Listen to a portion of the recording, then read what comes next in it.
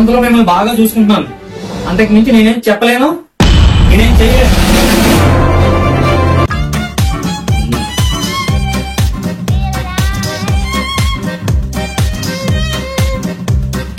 వాడు వచ్చాడమ్మా?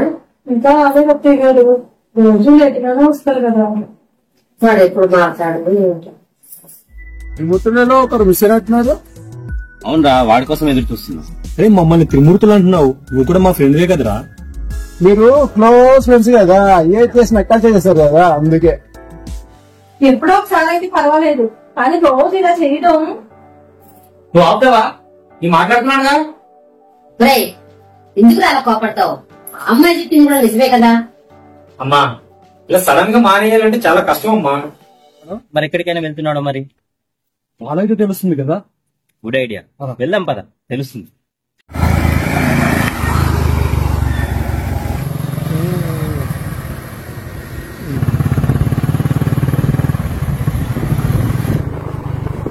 అదేంట్రా ఇంత చిన్న వాటికి వచ్చావు? ఇది ఆడికే సరిపోదురా, మన పరిస్థితి ఏంటి? మీరు ఈ మాట అంటారని నాకు ముందే తెలుసు. లాస్ట్ టైం మాటలు ఉందిగా, ఇదిగో వేట్రా. ఇలా దాచాలని ప్రయత్నం లేదు.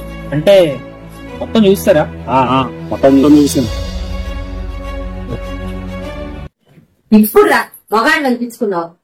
రాత్రికి పబ్బులకి వెళ్ళొద్దని నేను అంటలేదు.